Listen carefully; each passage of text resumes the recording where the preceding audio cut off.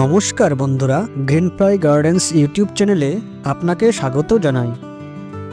বন্ধুরা, আজকে আমি দেখাবো পটলের বীজ থেকে চারা তৈরি করা। বন্ধুরা, পটলের বীজ থেকে চারা তৈরি করতে প্রথমে আমি একটি পটল নিয়ে নিচ্ছি। পাকা পটল হলে খুবই ভালো হয়, আর না হলে এমন একটি শক্ত পূর্ণবয়স্ক পটল হলেও চলবে। এরপর আমি একটি চাকুর সাহায্যে ধীরে ধীরে ভেতরের বীজগুলোকে বের করে নিচ্ছি। দেখুন আমি কিভাবে বের করছি। দেখুন, এই জালিটির ভেতরে আছে সব বীজগুলো। আমি সব বীজগুলোকে বের করে নিচ্ছি। এভাবে হাত দিয়ে খুব সাবধানে বীজের গা থেকে জালিগুলোকে ছেড়ে নেবেন। দেখুন আমি সব বীজগুলোকে পরিষ্কার করে খুলে নিয়েছি। এরপর এই বীজগুলোকে আমি 2 দিন শুকোতে দেব। দেখুন ফিরে এসেছি 2 দিন পর। এখন আমি বীজগুলোকে প্রথমে অঙ্কুরোদ্গম করব। এর জন্য আমি নিয়ে নিয়েছি একটি টিস্যু পেপার। এরপর এই টিস্যু পেপারে বীজগুলোকে মুড়ে দেব। এরপর একটু জলে ভিজিয়ে নেব, যাতে এখানে হালকা আর্দ্রতা থাকে ও খুব ভালোভাবে বীজগুলো অঙ্কুরোদ্গম হয়। এখন বীজগুলোকে আমি একটি বাতাসরুদ্ধ বক্সে ভরে রাখছি। ফিরে এসেছি 15 দিন পর। দেখুন বীজগুলো খুব ভালোভাবে অঙ্কুরোদ্গম হয়ে গিয়েছে।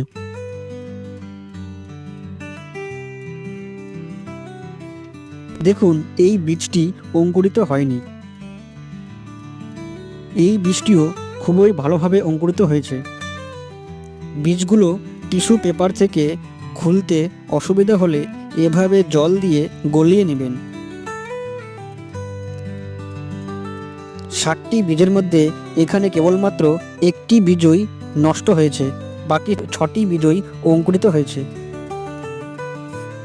এখন এই বীজগুলো থেকে চারা তৈরি করব।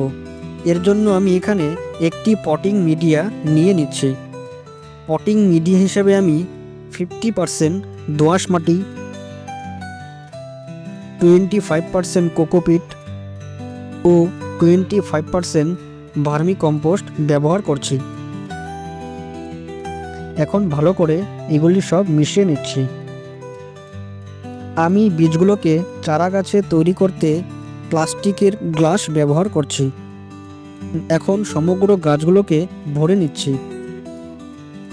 গ্লাসগুলো ভরে নেবার পর এখানে একটু হাত দিয়ে এভাবে চেপে চেপে মাটিটাকে বসিয়ে নিতে হবে।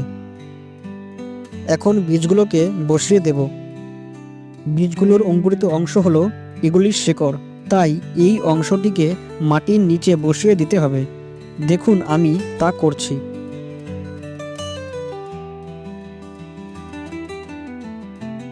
বীজগুলো বসানোর পর এখন এতে ওপর থেকে সামান্য মাটি দিয়ে ঢেকে দেব।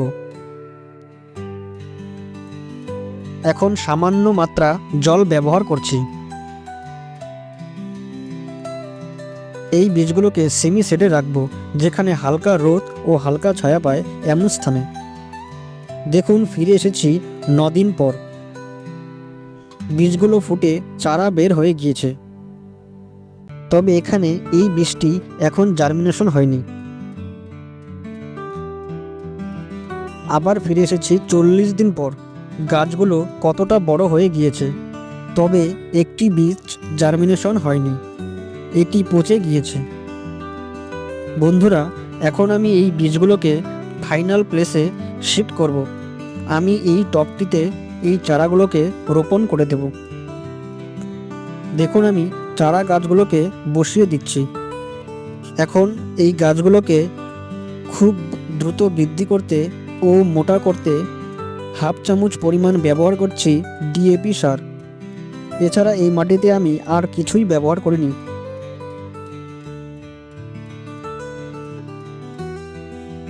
এখন দুটো লাঠি পুঁতে সামান্য জল দিয়ে দেব। বন্ধুরা, এই ছিল আজকের ভিডিও। পটল গাছ থেকে কিভাবে চারা তৈরি করা হয়। এই ভিডিও দেখে আপনারাও বাজার থেকে কেনা পটলেই বাড়িতে প্রয়োজন মতো চারা তৈরি করতে পারবেন। পটল গাছ বাড়িতে দু একটা থাকলে আর তা 12 মাসই রক্ষণাবেক্ষণ করতে পারবেন। এই গাছটি মারা যায় না, আর গ্রীষ্মকালে এই গাছ অসংখ্য পটলের যোগান দিয়ে যাবে। বন্ধুরা, আজকের ভিডিওটি ভালো লাগলে চ্যানেলটি সাবস্ক্রাইব করে রাখবেন, আর কোনো বিষয়ে মন্তব্য থাকলে কমেন্ট বক্সে জানাবেন। ধন্যবাদ।